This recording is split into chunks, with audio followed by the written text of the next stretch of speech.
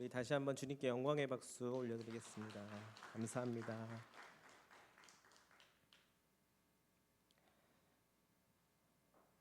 귀한 찬양 감사합니다. 우리 시간 함께 수요 예배 나와서 함께 예배드리는 우리 모든 이들에게 하나님의 특별하신 은혜가 있기를 간절히 바랍니다. 네, 아멘.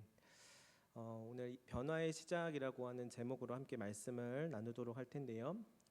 요즘 젊은이들 사이에서 MBTI 검사, MBTI 성격 유형 검사라고 하는 게 최근 많이들 이야기하곤 하였습니다.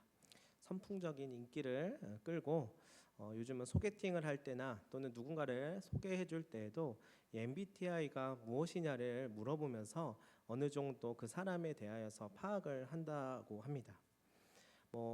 많은 분들이 아실 거라고 생각하고 간단하게만 설명을 드리자면 기본적으로 16가지로 성격 유형을 분류하여서 한마디로 말해 나의 성격이 어떠한지를 살펴보는 것인데요.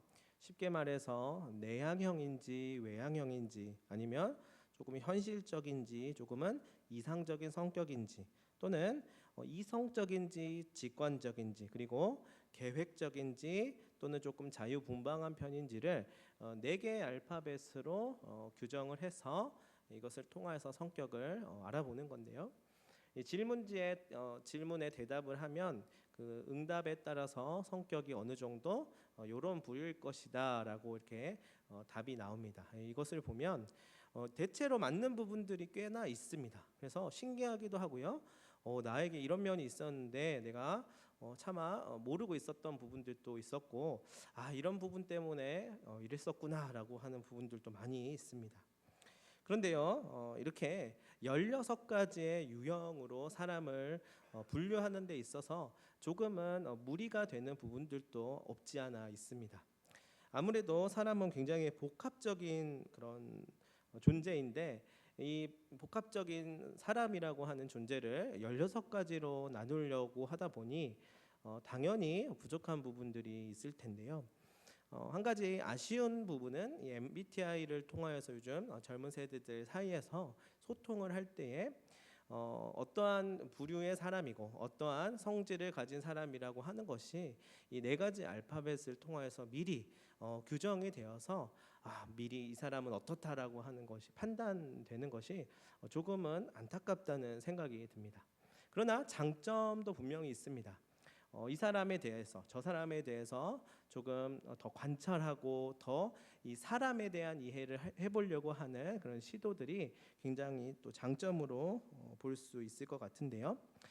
참 재밌는 사실은 이 MBTI를 통하여서 나도 누군지 좀 더 알아가고 남도 누군지 알아가는 부분들이 있다고 이야기를 하였는데 이것이 고정적으로 영원히 불변하지 않는다라는 사실입니다. 그러니까 대체로 그 사람이 가지고 있는 부분들이 유지가 되겠지만 상황과 자신의 환경과 또 여건에 따라서 이 MBTI에서 이야기하는 그 알파벳이 바뀌기도 한다고 해요. 그래서 나는 어떤 유형의 사람이야라고 생각했는데 어느 순간 보니까 또 이렇게 변하기도 하고요. 또 그때 상황에 따라서 또 바뀌기도 한다는 것이죠. 그래서 사람이라고 하는 것은 어느 한순간에 딱 규정한다기보다는 참 오래 보고 오랫동안 관계하고 오랫동안 살펴보고 알아가면서 그 사람의 깊이와 맛을 알아가는 것이 필요하겠다라는 생각을 하였고요. 또 어떠하다고 이렇게 규정짓기 전에 그 이면에 있는 그 사람의 보이지 않았던 부분들을 잘 발견해주면 또 그것으로 인하여서 더 깊은 관계 가운데 다가갈 수 있게 된다는 것을 조금은 느낄 수 있을 것 같습니다. 그래서 우리가 누군가와 관계하고 알아갈 때에 그 사람이 내가 경험했었던 것들보다 또 다른 면이 있다거나 또 그 이면에 더 깊은 그 사람의 속마음을 알게 되면 우리가 그때부터 그 사람과 더욱더 친밀해진 관계가 될 수 있게 됩니다. 그게 바로 어찌 보면 그 관계에 있어서 표면적으로 보이는 관계보다 더 나아가는 조금 더 생명의 관계로 이어져 갈 수 있는, 그 사람과 더 잇대어질 수 있는 그런 모습이 되지 않을까라는 생각을 하게 됩니다. 성경을 봤더니 그 일을 너무나도 잘 하셨던 분이 계셨습니다. 누구냐면 바로 예수님이셨어요. 많은 사람들이 죄인이라고 취급하였었던 사람을 그냥 그대로 보지 않으시고 그 내면으로 훅 들어가셔서 깊은 생명의 관계를 맺으십니다. 또한 공공연하게 이 사람은 이렇다 여겨지던 이 사람을 완전히 또 다르게 바라보셔서 그 사람에게 사명을 부여하시고 마침내 사명자로 만들기도 하십니다. 세리 마태가 그러하였었죠. 또 여러분들 잘 아시다시피 현장에서 잡힌 여인도 그때 당시의 분위기와 또 선입견과는 다르게 예수님은 그 사람의 내면을 훅 들어가셔서 그 사람의 마음을 사로잡으시고 마침내 다시금 그 전의 삶과는 다른 삶으로 나아갈 수 있게끔 길을 열어주십니다. 이렇게 성경을 보면 대부분의 사람들이 예수님을 만났을 때 변화가 일어나더라는 것을 알게 되었는데요. 성경에서 예수님을 직접 만나고 나서 잘 변하지 않은 사람들을 보기가 힘들어요. 그러나 그 중에서 한 명 딱 떠오르는 사람이 우리 부자 청년 이야기에서 나오는 부자 청년은 예수님을 만났음에도 불구하고 근심하여서 돌아갔다라고 하는 구절이 나와요. 그것을 보면 그 좋은 예수님을 만나도 이 부자 청년이 가지고 있는 것이 도대체 얼마나 어마어마했길래 변하지 않았을까라고 하는 안타까운 마음이 또한 들기도 합니다. 그러나 대부분 예수님을 만나고 나면 그 만남으로 인하여서 그 이전의 삶과는 또 다른 변화된 삶이 시작되고는 하는데요. 그 중에 대표적인 한 사람을 소개하고 싶습니다. 그 사람은 바로 오늘 우리가 읽었던 갈라디아서를 기록하였었던 바로 바울이라고 하는 사람입니다. 그는 특별히 예수님이 이 땅에 계실 때가 아니라 하늘로 올라가시고 나서 만나게 된 그런 케이스인데요. 다른 제자들과는 다르게 어쩌면 마치 오늘날의 우리와도 같은 형편에 있었던 사람이라고 볼 수 있습니다.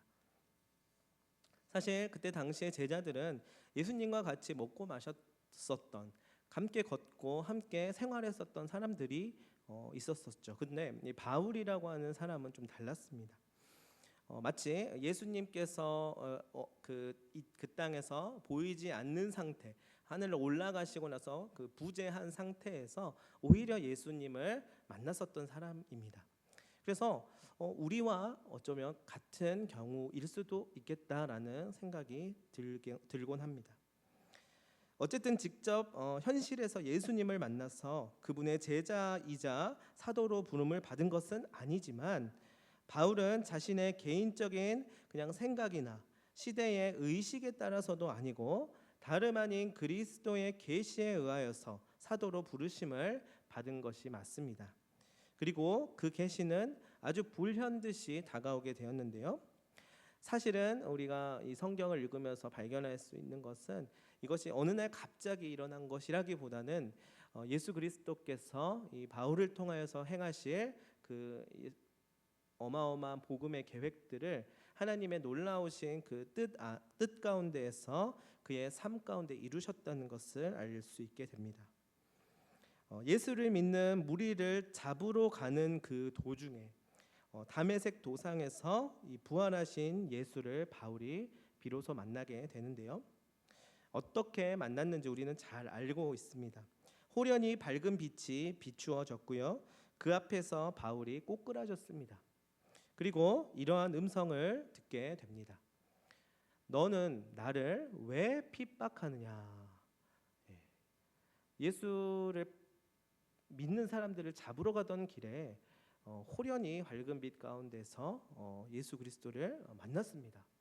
그리고 나서 첫 마디가 너는 나를 왜 핍박하느냐라고 하는 말이었어요. 여러분 어떠십니까? 드디어 이분을 만났구나. 감동스러운 순간일까요? 아마도 엄청 무서웠을 것 같아요. 내가 드디어 이런 날이 오는구나, 오늘이 제삿날이구나라는 생각이 들 만큼 어마어마하게 무섭고 떨리는 상황에 있었을 것입니다. 이때 바울은 다음과 같은 두 가지의 질문을 하게 됩니다. 예수 그리스도를 만나고 나서 그는 가장 중요한 이 두 가지를 아주 확실하게 해야 했기 때문인데요. 첫 번째로는 당신은 누구십니까에 대한 질문이었어요. 일단 그러한 어마어마한 딱 상황을 마주하고 나서 딱 드는 마음은 당신 누구십니까? 라고 하는 질문이었을 것입니다. 그리고 이는 자연스럽게 그렇다면 나는 누구입니까의 문제도 포함되어져 있습니다.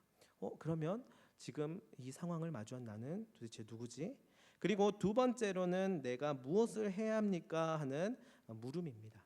이제 이 상황이 딱 벌어졌습니다. 그리고 나서 당장에 드는 생각은 이제부터 내가 어떤 잘못을 했으니까 이것을 갚아야 되지 않을까, 이것을 조금 다시금 회개하고 돌아서서 빨리 뭐를 해야 되지 않을까, 용서를 구해야 되지 않을까, 또는 죄의 값을 치러야 된다면 치러야 될 텐데 어떻게 하면 좋지? 라고 하는 생각이 바로 들었을 것입니다. 당신이 누구이고 내가 누구인지를 이제 알았다면 이제 내가 무엇을 해야 하는지를 알아야 했기 때문인데요. 그런데 여기에서 중요한 점은 곧바로 이 바울이 예수님, 제가 잘못했습니다. 그럼 제가 앞으로 무엇을 해야 될까요? 어떻게 해야 조금 화가 좀 누그러들까요? 어떻게 해야 저를 살려주시겠습니까? 아이고, 저 좀 살려주십시오. 제발 통촉하여 주십시오. 라고 말하여야 정상일 텐데 바울은 이것부터 이야기하지 않았습니다. 바울이 봤을 때 대충 이분이 내가 핍박했던 예수라는 것은 일단 알았습니다. 그리고 그럼 이제 내가 뭘 어떻게 해야 한단 말입니까? 나를 어쩌실 작정입니까? 이렇게 곧바로 반응했을 법도 한데 그렇게 하지 않았다는 것입니다. 그가 더 먼저 해결해야 할 근본적인 문제는 다름 아닌 그럼 나는 누구냐라는 것입니다. 다메섹 도상에서 예수는 자신의 음성으로 직접 자신이 누구인지를 말씀하셨지요. 나는 내가 핍박한 그 예수라. 아주 직접적으로 소개하고 계십니다. 그리고 나서 이제는 내가 누구인지가 남았습니다. 왜 하필 나에게 찾아오셨는가? 내가 무엇이기에, 내가 어째서 이러한 음성을 들어야만 하는지를 알아야 했을 것입니다. 곧 내가 누구인지를 내가 알아야 그 다음 무엇을 해야 하는지 선명하게 깨달을 수 있기 때문입니다. 그리고 15절을 보았더니요, 이렇게 이야기합니다. 그러나 내 어머니의 태로부터 나를 택청하시고 그의 은혜로 나를 부르시니라고 이야기합니다. 네, 여기 나오죠. 그리고 16절에 봤더니 그의 아들을 이방에 전하기 위하여 그를 내 속에 나타내시기를 기뻐하셨다라고 이야기합니다. 답을 여기서 다 주고 있습니다. 내가 어떠한 사람이고 또 나를 왜 만나주셔서 나를 이제 어떻게 하실 작정이신지에 대한 답변이 여기에 나와 있습니다. 이렇듯 바울은 자기를 부르시니와 자기 자신이 누구인지를 비로소 알게 되고요. 그러자 이제 자신의 인도하실 하나님을 이제 어떻게 따라야 되겠다라고 하는 결단을 하게 됩니다. 그런데 그 다음 17절에 보면은 그 인도하심을 받은 바울이 이제 어디로 갔는지를 봐야 합니다. 독특한 점은 여기에서 이 바울이 그러면 나는 이제 이런 상황을 만났으니 이런 예수 그리스도를 만나는 회심의 경험을 했으니 이제 어떠한 사명까지 받았으니 이제 어디로 가야 되겠다라고 이야기하지 않고 독특한 것은 어디를 내가 일단 안 가고 그 다음 어디를 가겠다라는 이야기를 합니다. 굳이 그 안 간 이야기를 적고요, 그 다음 어디로 갔는지를 이야기합니다. 그 앞에 나보다 먼저 사도된 자들을 만나려고 예루살렘에 굳이 안 갔다라는 말을 하는 것이지요. 어떤 상황인지 한번 상상해 보십시오.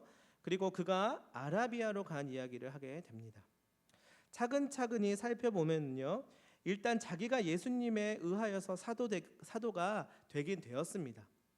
그리고 나보다 먼저 사도된 자들이라는 표현을 하는데요, 이는 일단 내가 사도가 되긴 됐는데 그 전에 먼저 사도된 사람들이 있었다는 것을 의식하고 있다는 것입니다. 그리고 그들을 만나기 위해 예루살렘으로 나는 안 갔다라고 이야기합니다. 왜 그랬을까요?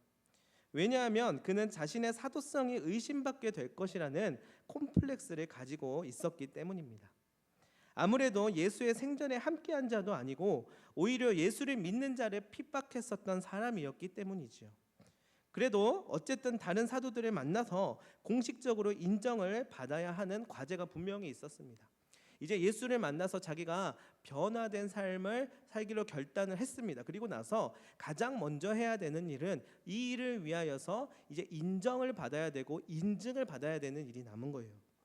따라서 사도들을 찾아가서 자기를 인정해 달라고 부탁을 하고 소위 인증서라도 받아야만 했을 텐데, 바울은 도리어 자기가 다름 아닌 살아계신 예수 그리스도를 통해서 사도권을 부여받았다는 것을 더욱 확고하게 하려고 합니다. 그는 이방의 사도로서의 사명을 감당하기 위해서 예수 그리스도의 영이 자신을 택하셔서 완전히 변화시켰다는 이 성령의 체험을 더욱더 강조하고 더욱더 부각시키고 싶었을 것입니다. 그래서 인간적인 수단이나 방법을 통해서가 아니라 살아계신 성령에 의한 사명자의 표본이 되었다라는 것을 보여주고 싶었던 것입니다. 그러니까 공식 인증 기관이었던 당시 본부라고도 볼 수 있었던 예루살렘 교회에 가서 자 이제 사도로서 어느 정도 교육도 받아야 한다면 받고 인증서라도 받아야 한다면 받고 소위 말해서 명단이라도 올리고 나서 그 다음 사도로서 일을 해야 될 텐데, 그 개념이 아니라 예수 그리스도를 만난 그 체험과 자기의 강권적인 그 성령 하나님의 이끄심을 통하여서 내가 이것을 예수 그리스도로 인한 사역이고 내 사도권이 거기에서부터 흘러나온다는 것을 더 확고히 하겠다라고 이야기하는 것이죠. 그렇다면 그 사실을 더욱 확증하는 분명히 과정이 필요했을 것입니다. 그리고 나서 비로소 다른 사람들에게, 다른 사도들에게 찾아가면 되었을 것입니다. 한마디로 말해서 그가 진짜 사도라는 사실을 증명하기 위해서 그리스도께 직접 부름을 받은 부르심을 재확인하려고 한 것인데요. 이게 진짜라는 것을 한낱 인간적인 조건으로 드러내기보다는 자신 가운데 임하시는 하나님의 현존을 더욱더 체험함으로써 말미암아 이를 확고히 깨달아 알게 하려고 하였던 것입니다. 그러니까 바울의 의도는 어느 정도 이해가 갑니다. 그냥 말로나 글로 하지 아니하고 명분과 이름만 갖지 아니하고 진정으로 예수 그리스도께 직접 인정을 받고 인도함을 받아서 이제는 복음을 전하는 자로서 그 삶을 통해 증명해내는 것이 우선순위였다고 볼 수 있습니다. 조금 다른 개념입니다. 그 전에 있었던 사도들은 예루살렘 교회에서 이제 복음을 전하게 되는 그 제자들과 사도들은 그 나름대로의 사역들이 있었을 텐데, 이 이방인의 사도라고 하는 사명을, 특별한 사명을 부여받은 바울이 바로 이러한 방법을 통하여서 나아갔다는 것인데요. 그럼 그 누구라도 바울을 향하여서 사도권을 가지고 시비를 걸 수 없을 만큼의 어떠한 과정이 분명히 필요했다는 것입니다. 여러분, 이 바울이 과연 성공할 수 있었을까요? 네, 그럼 당연히 성공했다는 것을 잘 알고 계시죠. 그래서 우리 신약 성경에 바울이 위대한 사도로 나오지 않습니까? 그러나 어떠한 과정이 있었길래 그가 생각해 보십시오. 핍박했었던 자이자 예수를 믿고 회심했다는 것 자체가 믿을 수가 없는 상황이었던 분위기였을 텐데, 어떻게 그가 이 복음의 역사를 이루는데 쓰임 받을 수 있게 되었을까요? 여러분, 우리 옆에 계신 분들과 이렇게 한번 이야기해 볼까요? 진짜는 티가 납니다. 시작.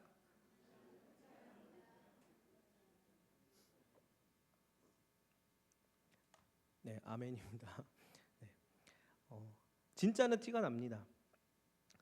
네, 우리가 명품 가방이나 명품을 사더라도 이 소위 짝퉁은요, 가짜도 티가 나더라고요. 근데 감쪽같이 티가 안 나게 하더라도 이 진짜는 확실히 진짜인 값을 하고, 또 명품은 또 명품 나름대로 또 이렇게 재질이라든지 또 그것을 오래 쓰는 기간이라든지 그런 것들을 봤을 때 또 다르지 않습니까?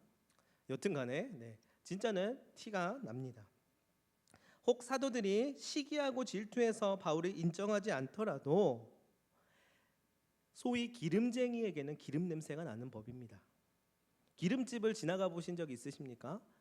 지나가면 참기름 냄새가 진동을 합니다. 그래서 이 고소한 냄새에 기분이 좋아지기도 하고요. 또 참새들이나 각종 비둘기, 새 종류들이 거기를 지나가면서 이렇게 조금씩 쪼아먹는 광경들도 꼭 보게 되죠. 그냥 지나칠 수가 없는 거예요. 왜냐하면 진한 향기로 인하여서 그 향기를 맡을 수밖에 없게 됩니다. 그렇듯이 그의 삶 가운데 증거되는 복음의 일을 보면 바울의 그 영적인 영향력을 무시할 수 없었을 것입니다. 결국 나중에 깨어있는 사람들은 이 바울과 연합하고 협력하여서요 더욱 활발하게 복음을 전할 수 있게 됩니다. 바울과 동역하면서 전도 여행을 다니는 모습들을 볼 수 있게 되죠. 무엇인가를 규정하고 거기에 짜맞추기식이 아니라 사자성어 낭중지추라고 하는 말처럼 주머니 속에 있는 바늘은 숨길 수가 없이 티가 나는 바와 같이 자신의 존재와 삶으로 증명해내면 그 누구도 이를 인정하지 않을 수 없게 되는 것입니다. 그런데 그러기 위해서는 바울에게 있어서 꼭 아라비아의 시간이 필요했던 것입니다.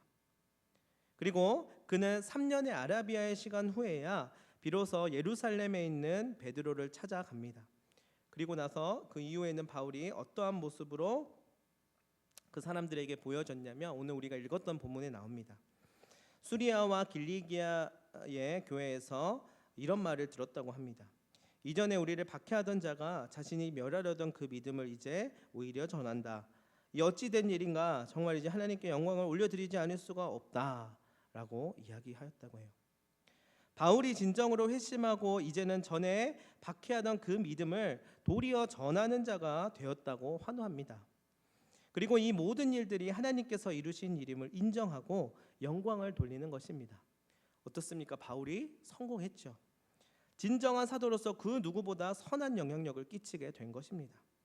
이러한 열매들을 얻어내는 데 있어서는 그가 3년의 시간을 보낸 이 아라비아의 기간이 매우 큰 역할을 했다고 볼 수 있는데요. 저는 사실 몇 해 전까지만 해도 이 아라비아의 기간이 꼭 필요한 것이지, 맞아, 우리도 그 기간이 꼭 필요하구나라고 생각해서 단독적으로 어떠한 세상과 좀 동떨어져 있는 그런 광야와도 같은 곳에서 광야의 기간을 보내야 하는구나라는 생각을 했었습니다. 그런데요, 이 사도행전에 읽는 중에 우연하게 바울이 다메섹에서 소명을 받고서 어딘가로 갔다는 행적을 마주하고 나서 완전히 생각이 바뀌게 되었습니다. 그 전까지 그가 그저 사막이나 황량한 광야에 들어가서 3년 동안 나오지 않았다고 생각했었습니다. 그런데 사도행전 9장 20절을 보면 그 어디에도 사막이라는 표현이나 광야에 갔다는 이야기를 하지 않는 것입니다. 오히려 즉시로 다메섹에 갔다라고 이야기를 하는데요. 그럼 중간에 아라비아라고 하는 것은 도대체 어디로 간 것입니까? 그런데 알고 봤더니 이 아라비아는 당시 이 다메섹을 포함한 지역이었다는 것입니다. 그러니까 제가 이 방화동에 오기 전에 경기도 수원에서 살고 있었는데요. 수원이라고 하는 그 도시는 이 경기도에 포함되어 있지요. 마찬가지로 이 다메섹이라고 하는 것도 아라비아라고 하는 그 지역에 포함되어 있는 곳이었습니다. 그가 아라비아로 갔다라고 하는 것은 광야나 사막이나 세상과 동떨어져서 마치 돌을 닦는 것처럼 그가 어딘가에 숨어서 지내는 게 아니라 아라비아 지역에서 있었다는 것을 알 수 있습니다. 거기서 3년 동안 있었습니다. 거기서 바울은 무엇을 했냐면 다름 아니라 그 아라비아 지역에서 이 복음을 전하고 있었던 것입니다. 바울이 그냥 은거하고 칩거 생활을 하다가 나온 것이 아니라 다메섹을 포함한 넓은 아라비아 지역을 다니며 자신을 구원한 하나님을 이야기하였다는 것이죠. 그렇습니다. 바울은 바로 필드로 향한 것입니다. 그것이 훈련의 과정이었습니다. 우리가 흔히 알기로는 광야는 기도의 자리요, 만남의 자리요, 영성의 자리이지요. 그러나 바울에게 있어서 이 광야는 자신의 삶의 자리 한복판이었다는 것입니다. 그 가운데 기도를 통하여 하나님과 끊임없이 관계를 맺고 영성을 길렀다는 것입니다. 어디 사막이나 광야에 숨어서 안 나오고 칩거하면서 돌을 닦는 다음에 이쯤 되면 됐으니까 이제 나가서 한번 해볼까 라고 한 게 아니라 그의 삶의 자리에서 주님으로 인하여서 성장하고 하나님의 사명자로 점점 지어져 갔다는 것입니다. 비록 거기에서 부딪히고 갈등을 겪게 되고 상처나고 깨지게 되더라도, 때로는 난감한 상황들이 펼쳐지게 되더라도 하나님이 부르신 그 자리에서 시작한 것입니다. 그 가운데 하나님의 뜻을 헤아리기 위해서 힘쓰고 하나님의 명령을 때마다 붙잡으면서 한 걸음씩 나아간 것입니다. 당연히 쉽지 않았겠지요. 그러나 바울은 부딪혔던 것입니다. 삶으로 증거하였고 복음을 삶으로 살아내었습니다. 그리고 그 소식을 바로 예루살렘 교회가 들은 것입니다. 그가 칩거하다가 혼자 직통 계시를 받아서 자기 주관적인 생각으로 사도라고 주장한 것이 아니었다는 것이죠. 예루살렘 교회가 봤을 때 바울은 바로 예수 그리스도의 복음을 진정으로 깨닫고 전하는 자가 맞았다는 것입니다. 이 사실을 전해 듣고 비로소 그에게 나타나신 하나님을 찬양하고 영광을 돌린 것입니다. 그의 과거의 이력이나 선입견이 완전히 바뀌어 버린 것입니다. 바울은 다메섹 도상에서 예수 그리스도로 인하여 회심하고 나서 선택하여야 했을 것이에요. 그냥 세상을 등지고 자기 자신의 과거의 부족함과 죄로 인하여서 괴로워하며 날마다 비관하고 비화하는 삶을 사느냐, 아니면 그럼에도 불구하고 나를 살리사 주님을 위한 도구로 사용하시기를 원하는 하나님을 세상 속에서 전하고 나타내느냐, 이것을 고민하였을 것입니다.